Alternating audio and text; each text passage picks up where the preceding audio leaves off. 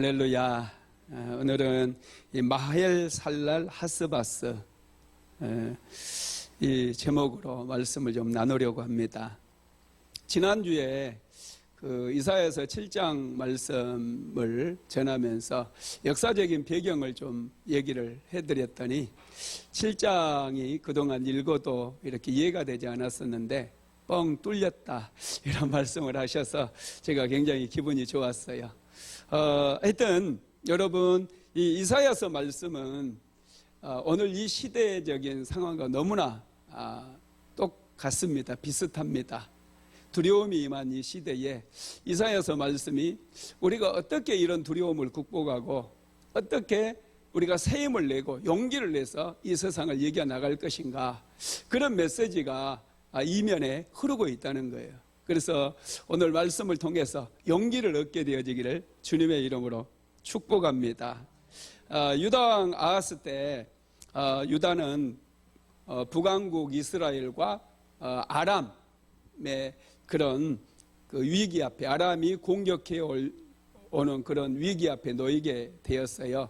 제가 지난주에 설명을 하면서 7장 1절에서 이미 북왕국 이스라엘과 남왕국 아람이 연맹을 했다고 제가 말씀드렸잖아요. 왜냐하면 북쪽에서 아수르라고 하는 거대한 제국이 남침을 이제 남쪽으로 군대를 방향을 돌려서 남쪽 나라들을 전부 점령해 오고 있었기 때문에 어떻게 해서든지 아수르를 막기 위해서 반아수르 동맹을 만들었다 그랬어요.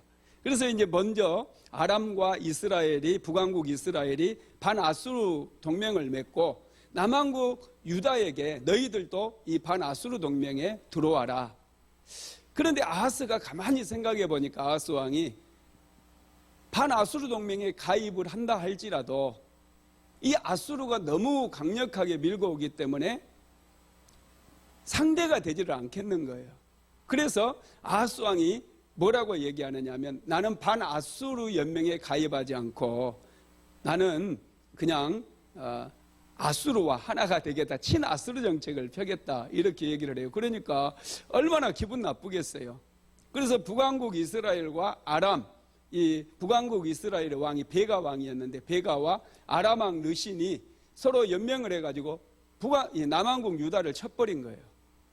예루살렘에 쳐들어와 가지고 지난주에 말씀드린 것처럼 하루 만에 이스라엘에서 이스라엘 군대가 쳐들어와 가지고 남왕국 유다 군인들 20만 명을 죽이고 12만 명을 죽이고 20만 명을 포로로 끌고 가버렸어요. 그리고 이 아람 나라도 역시 남왕국 유다를 쳤는데 그 숫자도 헤아릴 수가 없어가지고 기록되지 않았다, 그런 말씀을 제가 드렸잖아요. 그리고 나서 이제 이 아수르가 밀고 오기 때문에 빠르게 이 사람들이 유다를 약탈해가지고 자기 나라로 돌아갔어요. 그 다음에 또다시 아하스 왕이 이제 가입을 하지 않겠다, 반아수르 동맹에 가입하지 않겠다 그러니까 이 두 나라가 또다시 어떤 계획을 세우느냐 하면, 이제는 우리가 쳐들어가 가지고 아하스 왕을 폐위를 시키고 반아수르 정책 동맹이 아니라 반아수르파에 속한 이 대신의 아들들 중에, 이 신하의 아들들 중에 한 사람을 왕으로 세우자. 그래가지고 남왕국 유다와 우리 북왕국 이스라엘, 그 다음에 아람, 그리고 애굽까지 이 4개국이 반아수르 동맹을 만들자, 이런 계획을 세운 거예요. 그래서 이제 금방 또다시 아람이 쳐들어오고 북왕국 이스라엘이 쳐들어온다라고 하는 그런 막 소문들이 들리고, 그래서 그것 때문에 아하스 왕이 굉장히 두려워합니다. 남왕국 유다의 아하스 왕이 굉장히 두려워하는 거예요. 그래서 이사야 선지자가 지난주에 우리가 살펴본 것처럼 아하스 왕이 가가지고, 아하스 왕이시여 당신은 두려워하지 말라는 거예요. 저것들은 연기나는 2개의 부직경이밖에 되지 않는다. 저 이스라엘과 아람을 두려워하지 말라, 그렇게 말씀하시면서 하나님께서 징조를 보여주셨는데, 그게 이제 처녀가 잉태해서 아들을 낳는 이 동정녀의 이 몸에서 아이가 태어나는 그것을 징조로 보여주시겠다 이렇게 말씀하시거든요. 징조를 구하라게도 안 구하니까. 그래서 이제 제가 말씀드릴 때 이 아하스 왕의 딸 중에 한 사람이 시집을 갔는데 아이를 낳지 못했을 거다. 그래서 그 딸이 아이를 낳는 것을 보고 이건 하나님께서 말씀하신 그 징조를 보고 너는 이 말씀을 믿으라. 이런 말씀들을 이제 지난주에 했잖아요. 그래 이렇게 아하스 왕에게 북왕국 이스라엘이나 또 아람이라고 하는 나라를 두려워하지 말라고 하나님께서 말씀을 하셨어요. 그런데 아하스 왕은 다른 생각을 가지고 있다고 그랬잖아요. 이 뇌물을 돈을 준비해 가지고 예루살렘 성전에 있는 모든 금을 다 동원해 가지고 이미 아하스 왕에게 아수르 왕에게 보냈어요.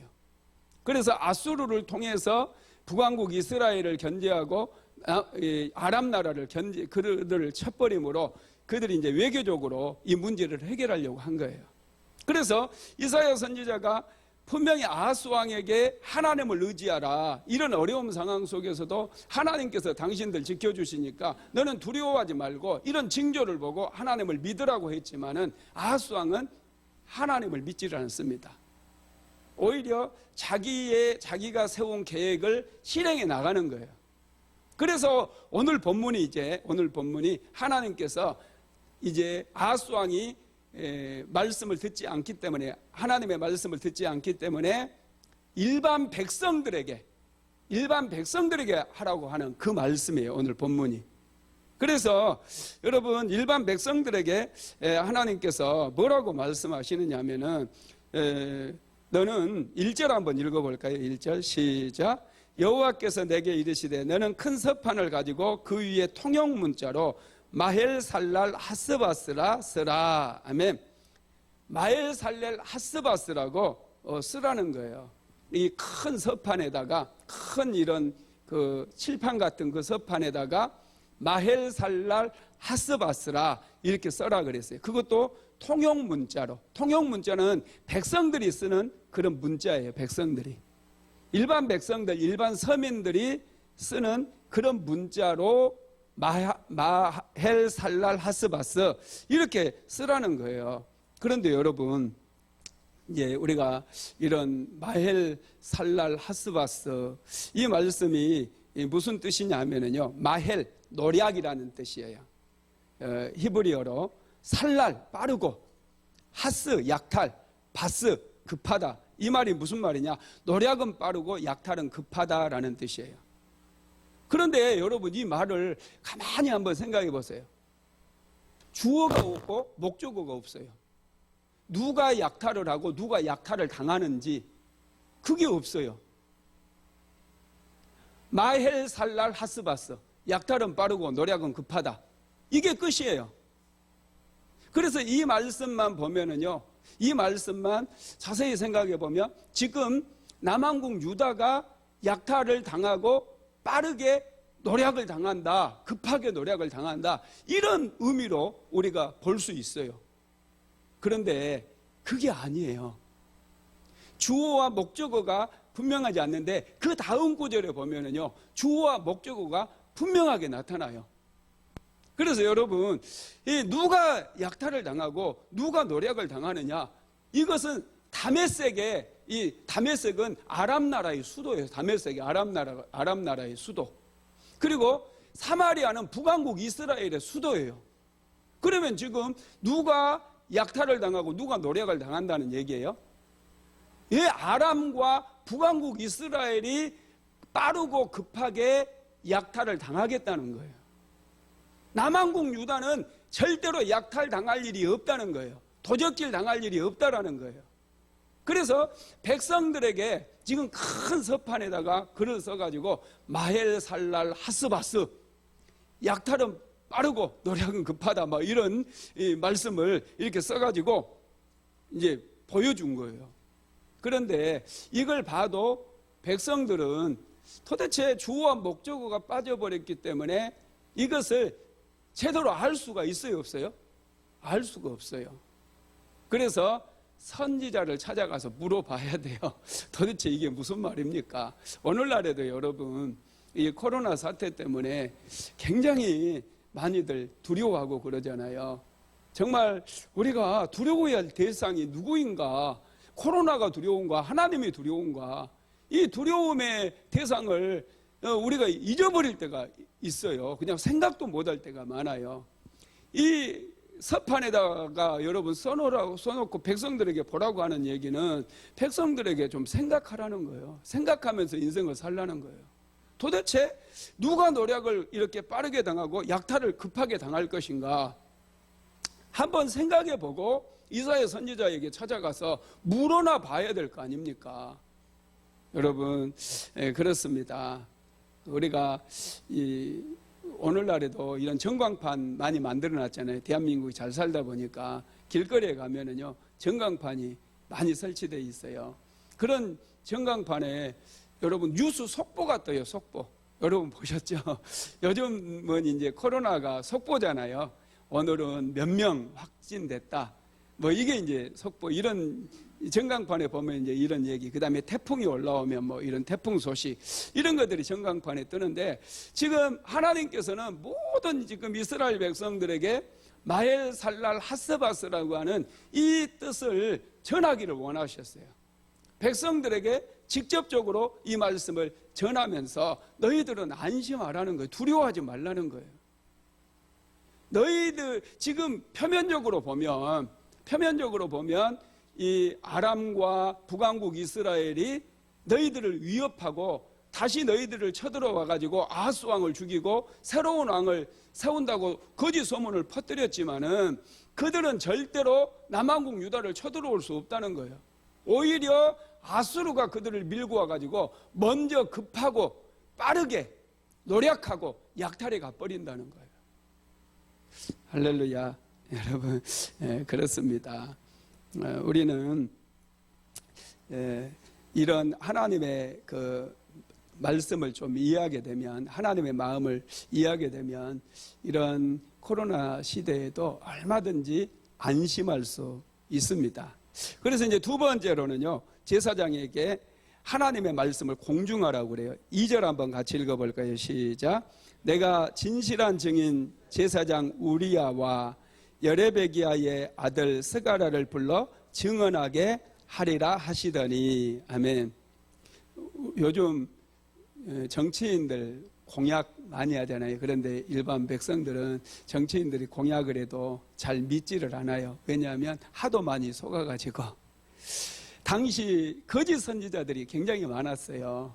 거짓 선지자들이 활동할 때 보면은요, 전부 사람의 비위에 맞춰가지고 거짓 선지자들이 말을 그냥 막 많이 해버려요. 그러다 보니까 백성들이 진짜 선지자가 하나님의 말씀을 전해도 잘 믿지를 않는 거예요.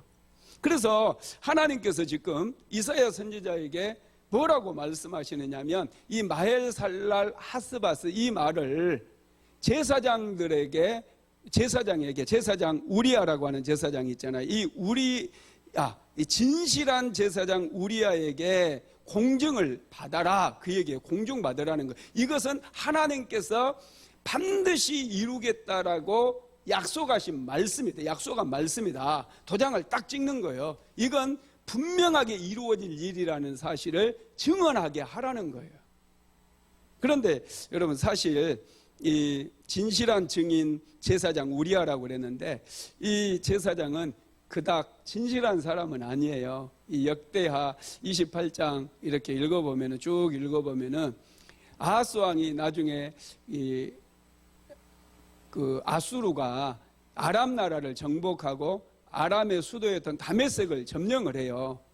그때 이제 예물을 들고 남왕국 아하스 왕이 다메섹까지 갑니다. 다메섹에 가가지고 이제 그 아수르 왕 디글랏빌라셋을 이렇게 그곳에서 만나게 되어지는데, 그곳에서 이제 아련을 하고 난 다음에 이 아수르가 다메섹에 세워놓은 제단을 봐요. 이 마루둑, 아수르의 신은 마루둑인데, 마루둑 제단을 보고 굉장히 감동을 받아요, 아하스 왕이. 그래가지고 자기가 거기서 그림을 그립니다. 설계도를 그려요. 그걸 본떠 가지고 이 크기 사이즈는 얼마고 모양은 어떻고 이걸 그려가지고 나중에 고국에 돌아와서 제사장 우리아에게 이걸 줘요. 이대로 만들어라. 그랬더니 정말로 제사장 우리아가 이 여호와의 제단에 있었던 놋제단을 다 무너뜨려 버리고 폐기해 버리고 이 마르둑 신전에서 세워두었던 그 이 아수르 왕이 설계해온 그림을 그려온 그 모양을 본떠 가지고 제단을 만들어 가지고 예루살렘 성전에 넣어놨던 거예요. 그러니까 이런 것을 보면은 이분이 그다지 뭐 신앙심이 좋다거나 끝까지 뭐 믿음을 지키고 하나님을 위해서 뭐 순교를 각오하고 했던 그런 분은 아니다는 거예요. 그럼에도 불구하고 여기에서 진실한 증인 우리아라고 말한 이유는 이 하나님께서 말씀하신 그 말씀의 그 어떤 그 효력을 나타내기 위한 이게 분명하게 이루어질 일이라는 것을 표현해 주기 위해서 이런 말씀을 썼다라는 것이죠. 여러분 지금 유다 왕 아하스라든지 유다 백성들은 이스라엘 북왕국 이스라엘의 베가 왕과 아람 왕 르신을 두려워하고 있어요.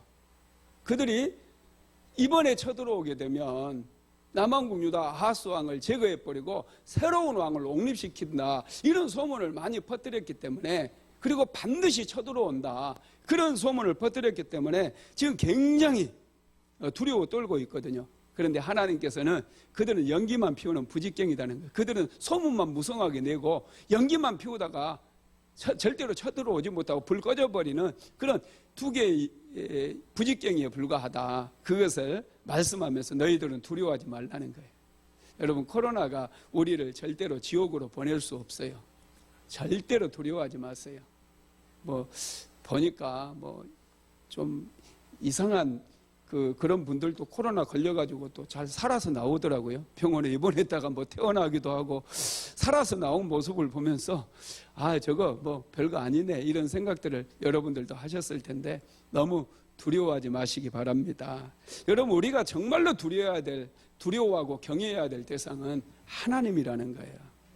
그래서 하나님께서는요 이사야 선지자를 통해서 이스라엘 백성들과 아람을 두려워하지 말라 이렇게 지금 이스라엘 백성들에게 말씀하고 있습니다. 저들은 연기나는 부직경이에 불과하다는 거예요. 너희들은 하나님만 신뢰하고 하나님만 의지해라 이렇게 말씀하고 있습니다. 저희들이 알아야 될 것도 그렇고요. 유다가 알아야 될 게 있어요. 남왕국 유다가 분명히 알아야 될 게 뭐냐면 이스라엘과 아람은 그들이 이겨야 될 대상이 아니에요.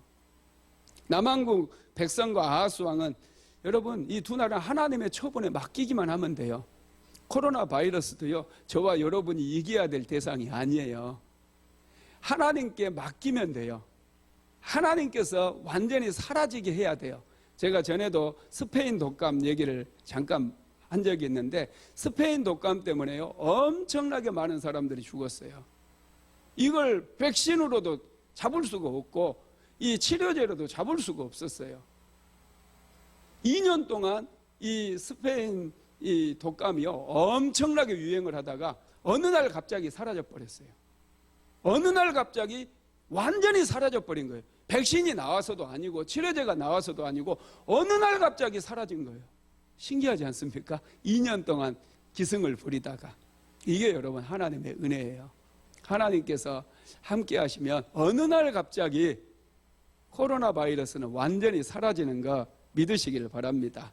이겨야 될 대상이 아니에요. 코로나를 이겨야 될 대상이 아니고 정말 우리가 이겨야 될 대상은 뭐냐면 우리의 죄예요. 죄. 우리는 죄와 싸워야 되고 마귀와 싸워야 되고 여러분 우리는 하나님을 경외하고 두려워하면서 우리가 싸워야 될 대상을 분명히 해야 된다는 거 믿으시기를 바랍니다. 세 번째로 하나님께서 새로 태어날 아기의 이름을 마엘살렐 하스바스라고 정하라고 그랬어요. 자, 3절에서 4절까지 한번 같이 읽어봅니다. 내가 내 아내를 가까이 하매 그가 임신하여 아들을 낳은지라 여호와께서 내게 이르시되 그의 이름을 마헬살랄 하스바스라 하라. 이는 이 아이가 내 아빠 내 엄마라 부를 줄 알기 전에 다메섹의 제물과 사마리아의 노략물이 아수르 왕 앞에 옮겨질 것임이라 하시니라. 아멘. 여러분 이사야 선지자가 이제 아이를 낳게 되었어요. 아내를 가까이 해서 아이를 낳게 됐다. 그래서 어떤 신학자들은 그 임마누엘의 그 7장에서 임마누엘을 이제 얘기하면서 동정녀에게서 이 처녀의 몸에서 아이가 태어나는 거 그것을 이제 아마 이사야 선지자의 아마 후처가 아니었을까 이렇게 이제 얘기하는 분도 있어요. 그래서 마엘살렐 하스바스가 태어났다 이렇게 해석하는 분도 있기는 해요. 그런데 그건 좀 너무 지나친 해석 같기도 하고요. 하여튼 하나님께서 이제 이사야 선지자가 자기 아내를 가까이 하니까 둘째 아들이 태어나게 한 거예요. 첫째 아들 이름이 뭐였어요? 스알야숲이었잖아요. 그죠? 스알야숲 뜻이 뭐라고 그랬죠? 남은 자가 돌아오리라. 그죠? 둘째 아들을 하나님께서 주셨는데 그 아이의 이름을 마엘살랄 하스바스 이렇게 이름을 지으라고 한 거예요. 이 아이는 이름 때문에 엄청 스트레스를 받았을 것 같아요. 이사야 선지자 큰아들도 그렇고 둘째 아들도 그렇고 당시 통용되는 그런 이름이 아니었어요. 요즘 통용되는 이름은 우리 뭐 온유 뭐 이렇게 온유도 좀 특이한 이름이에요. 그죠? 믿는 사람들이 이제 인규 뭐 이런 이름 이런 이름이 통용하는데 생뚱맞게 스알야숲 또 둘째는 더 생뚱맞아요. 마엘살랄 하스바스 노략은 급하고 이 약탈은 빠르다 막 이런 이름이 사람 이름이 그거예요. 남은 자가 돌아오리라 와서 밥 먹어라. 노략은 빠르고 약탈은 급하다 빨리 와서 자라. 뭐 그 이름이 사람 이름이 그거예요. 그러니 얼마나 이상합니까? 그러니까 이름 때문에 얘네들은 좀 스트레스를 많이 받았을 것 같아요. 제 친구 중에 윤도강이라고 하는 친구가 있거든요. 도강이 강을 건너다 도강. 그죠? 그런데 친구들이 하나같이 누가 가르쳐주지도 않았는데 야 강도 이리 와 그래요. 자꾸 강도라고 부르는 거예요. 강도라고. 그리고 친구 중에 하나 성일이가 있었어요. 성일이 이름 많잖아요. 그런데 하나같이 그 친구를 성일이라고 부르는 애는 하나도 없어요. 야 김일성 이리 와. 수령동무 이리 와. 그러는 거예요. 자꾸. 그러니 여러분 이 마엘살랄 하스바스 이런 이름을 지었으니 얼마나 친구들의 노림감이 되겠어요. 그런데 하나님께서 참 이상해요. 그죠?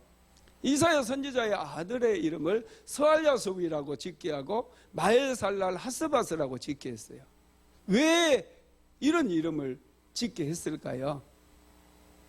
백성들이 이 아이들의 이름을 부를 때마다 생각하라는 거예요. 노략이 급하고 약탈이 빠르다. 여러분 이거 생각하라는 거예요. 도대체 누가 노략을 당하고 누가 약탈을 당한다는 얘기지? 이걸 생각하라는 얘기예요.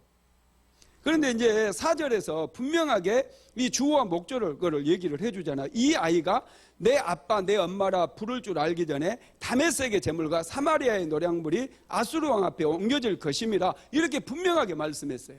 그래서 누가 노략을 당하고 누가 약탈을 당한다는 거예요?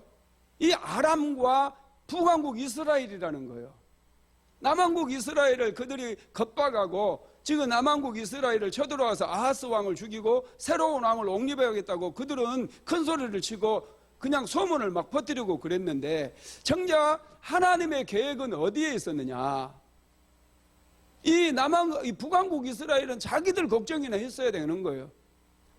이 아람도요, 아람이라고 하는 지금 시리아 이 북쪽에 있는 그 나라잖아요. 이 아람도 자기들 걱정이나 했어야 돼요.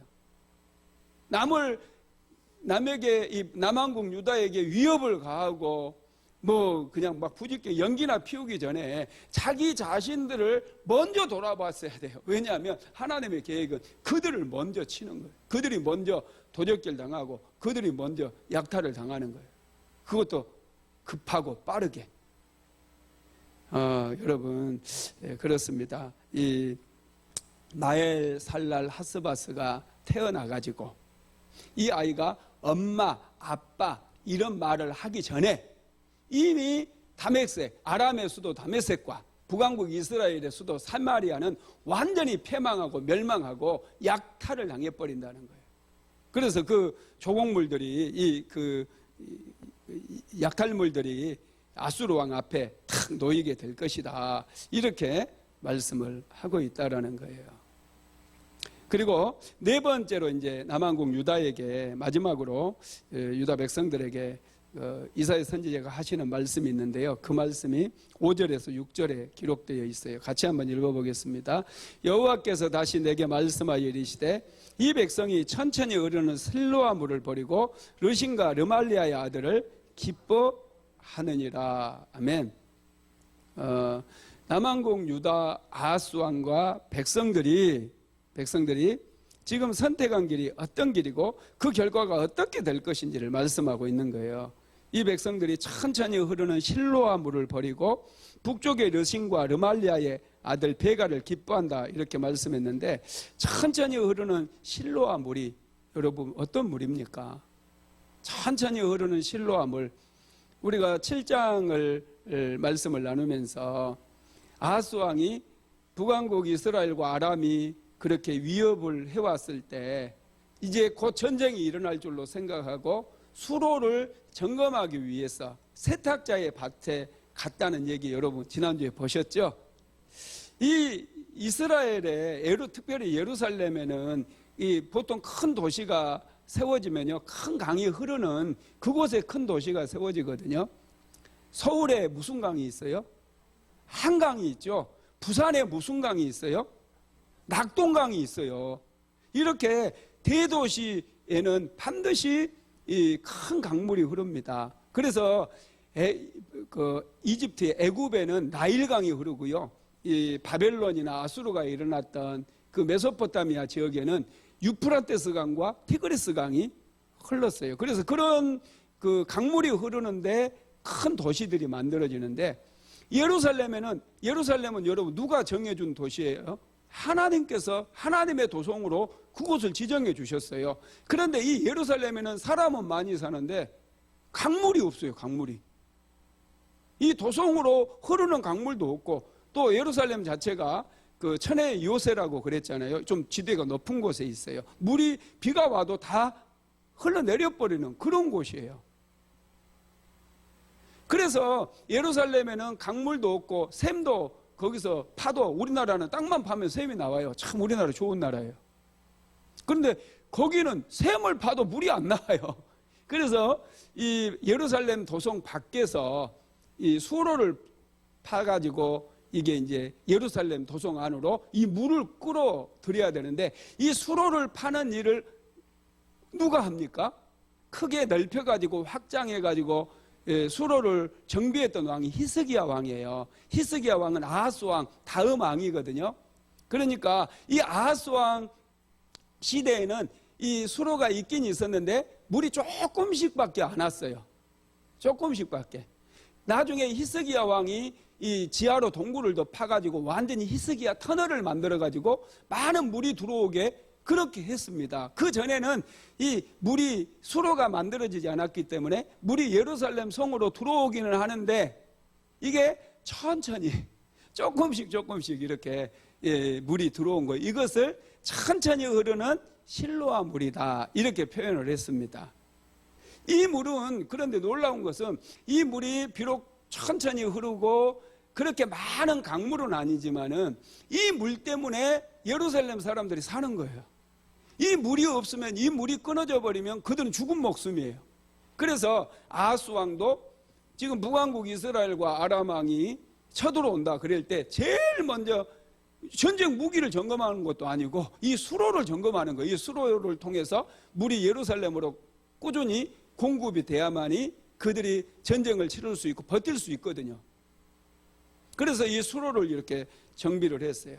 그러니까 이 실로아 물이라고 하는 것은 정말로 이스라엘 백성들에게는 생명줄과 같아요. 이 물은 너무나 소중해요.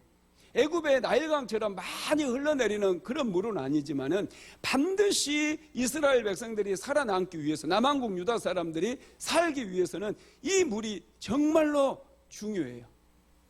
지금 하나님 이사야 선지자를 통해서 하시고자 하는 말씀이 뭐냐면, 이 백성이 천천히 흐르는 실로아 물을 버렸다 그랬잖아요.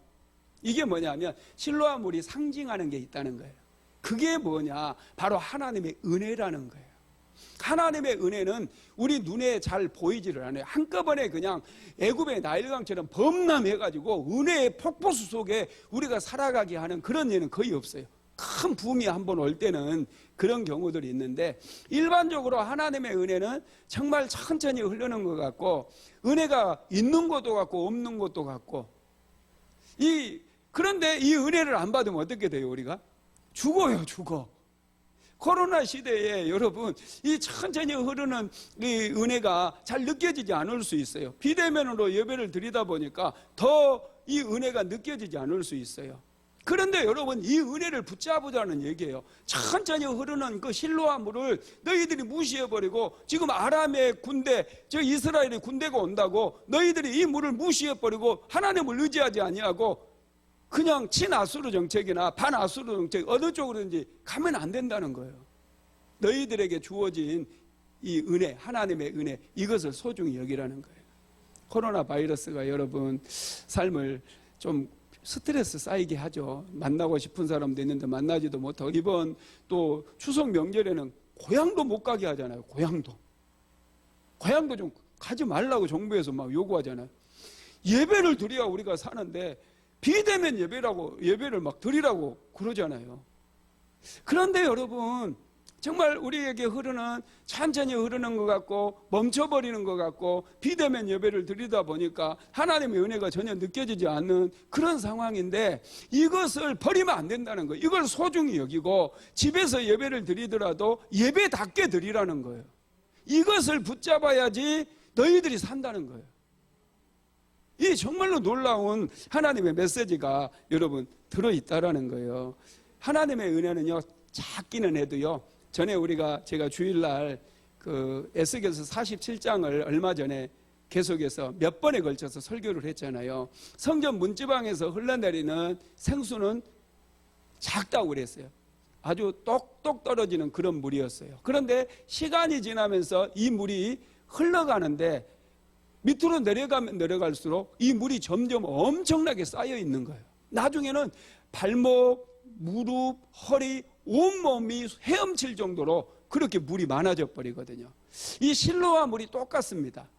있는 것도 같고 없는 것도 같고 그러는데, 여러분 기다려야 돼요. 예배의 자리에 앉아서 정성을 다해서 하나님을 예배하면서 하나님께서 열어주실 때까지 우리가 기다리다 보면요, 우리 주변에 은혜의 강물이 흐르고 있는 거예요. 강물이. 그래서 어느 순간 우리의 인생을 가로막고 있었던 견고한 진들이 다 무너지기 시작해요. 무너지기. 여러분, 하나님의 은혜가 바로 그런 거예요. 근데 남한국 유다 사람들은 이 천천히 흐르는 물이 답답한 거예요. 왜 하나님의 은혜가 있으면 왜 우리 남한국 유다가 이스라엘에게 이렇게 공격을 당하고 이 아람에게 먹히고 왜 이렇게 우리가 찌질이같이 사는가? 자꾸 그런 생각만 하는 거예요. 그러다 보니까 그들이 점점 하나님과 멀어져 버리고 오히려 아수르를 의지하려는 거예요. 백성들 역시도 아수르를 의지하려는 거예요. 그래서 오늘 본문에서 뭐라고 그래요? 5절 6절에서 보면은 르신과 르말리아의 아들을 기뻐한다. 그 말이 바로 그 말이에요. 여러분, 이 르신과 르말리아를 기뻐한다는 얘기는요, 여기에 남한국 유다 백성들 중에도 이 반아수르 연맹에 가담하자라고 하는, 아하스는 친아수르 정책을 폈잖아요. 그런데 반아수르 정책에 가담을 해서 이 북왕국 이스라엘과 아람과 손잡자, 이런 편에 섰던 사람들이 백성들도 많이 있었다라는 거예요. 그래서 오히려 그들을 기뻐했다, 그런 얘기입니다. 여러분, 하나님께서 지금 남한국 유다에게 정말 원하는 것은요, 하나님을 의지하는 거예요. 저와 여러분에게 정말 원하는 것은 다른 게 아니에요. 하나님 한 분만을 의지하라는 거예요. 그 은혜가 정말 쫄쫄 흐르는 그런 시냇물 같고 모든 사람을 채워줄 수 없을 것 같아도 그 은혜만 붙잡으면 너희들이 산다는 거예요. 경제적으로 힘들고 여러 가지로 여러분 나가지도 못해서 많이 힘들어하는 분들도 있겠지만은 해답은 딱 한 가지예요.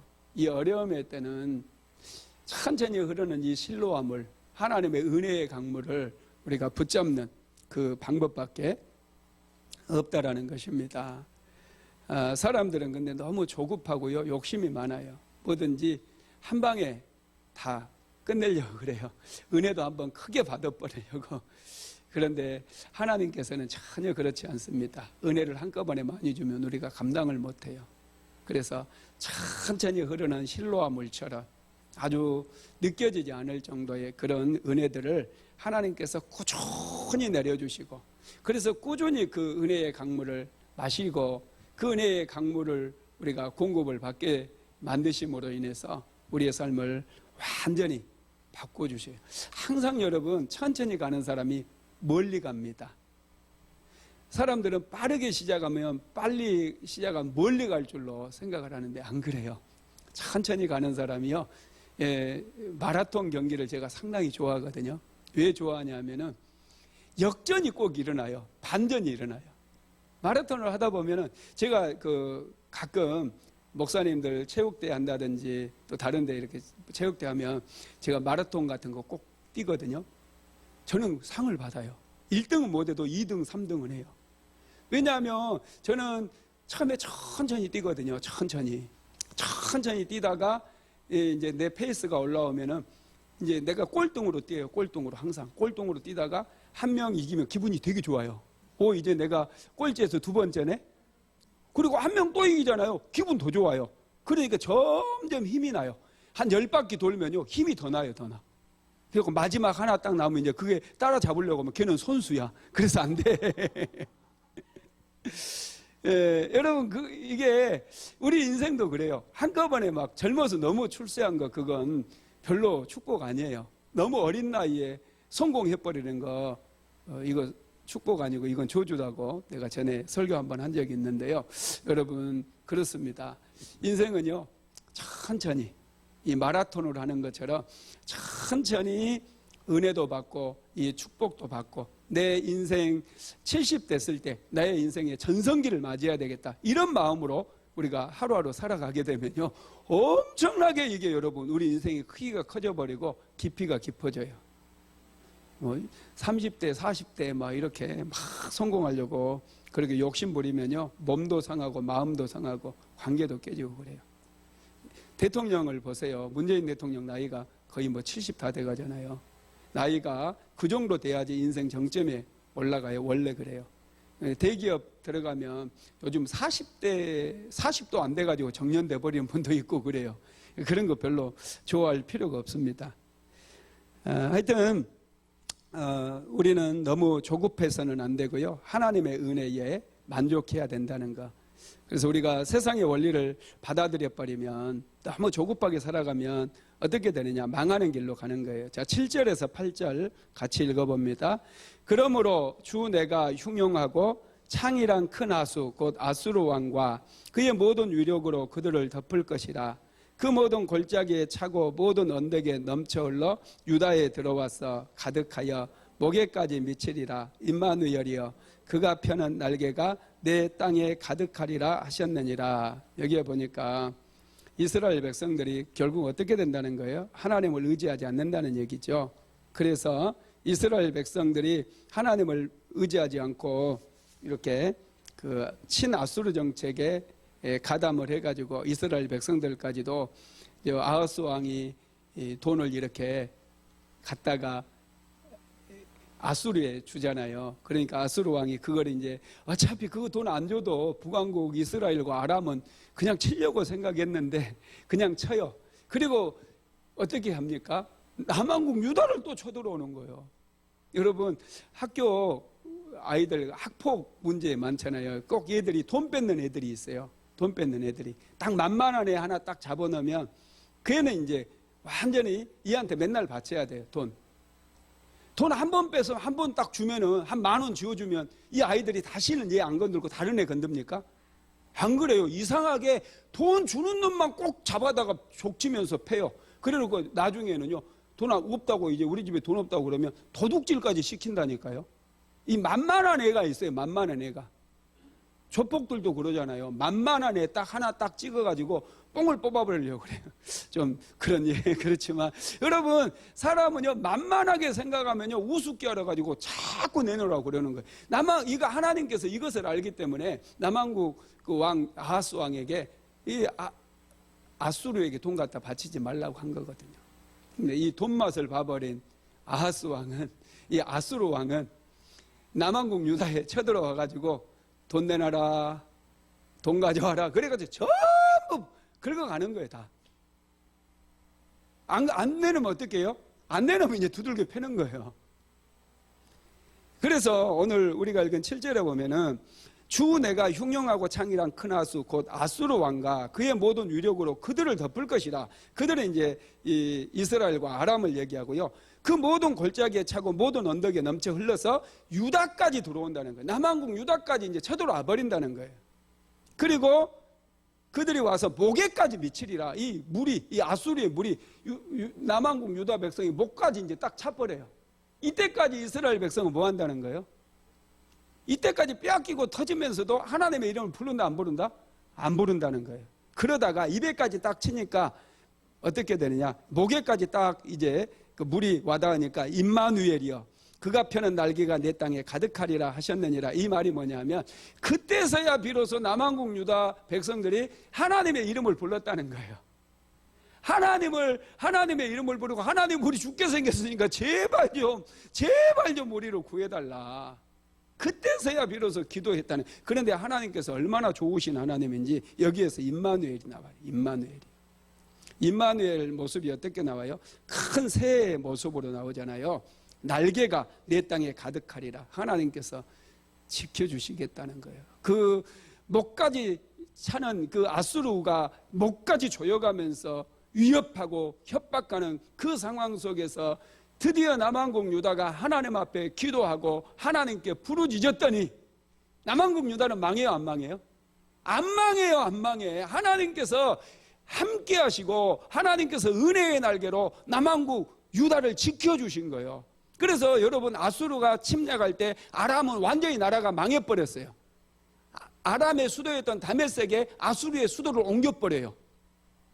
북왕국 이스라엘도 아수르 땅에 편입이 돼버려요. 완전히 끝장났어요.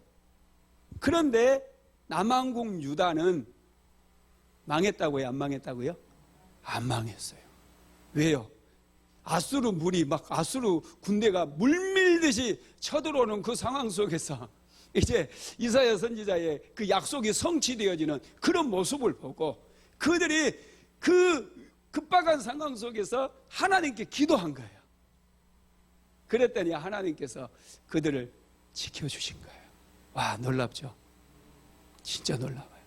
그들이 실로암 물을 버려버렸음에도 불구하고 은혜를 무시하고 하나님께서 내려주시는 그 은혜를 멸시하고 무시했음에도 불구하고 이 막판까지 그들이 깨지고 또 깨지고 얻어 터지면서 하나님의 이름을 부르지 않았던 그 사람들이 다시 하나님의 이름을 불렀을 때 하나님께서 그들을 지켜주셨다니까. 역사적으로도요, 여러분, 남왕국 유다는 안 망해요. 북왕국 이스라엘은 BC 주님 오시기 전 722년에 망해버려요. 그런데 남왕국 유다는 BC 586년 200년이나 더 나라가 역사가 더 길어요. 와, 놀랍죠? 야, 이게 여러분 정말 놀라운 일이에요. 그래서 여러분 우리가 하나님의 은혜를 소중히 여기고요. 우리가 두려워해야 될 분은 하나님밖에 없어요. 코로나 바이러스 두려워하지 마세요. 세상에 어떤 것도 두려워하지 마세요. 우리가 두려워해야 될, 우리가 두려워하며 경배해야 되고 예배드려야 될 대상은 하나님 한 분뿐이라는 거예요. 이야, 정말 이사야서 말씀을 보면 얼마나 여러분 놀라운지 몰라요. 임마누엘이여 그가 펴는 날개가 내 땅에 가득하리라. 와, 하나님께서 이 은혜의 날개를 펴서 남왕국 유다를 지켜주시고 보호해 주셔요. 이것처럼 오늘 저와 여러분도 똑같아요. 어떤 상황에서든지 비록 내가 이전에 하나님께 부르짖고 기도하지 못했고 하나님의 은혜를 내가 무시했다 할지라도 다시 우리가 하나님께 마음을 정하고 기도를 시작하면요, 하나님께서 은혜의 날개를 펴서 우리를 지켜주시고 가정을 지켜주시고 보호해 주심을 믿으시기를 바랍니다.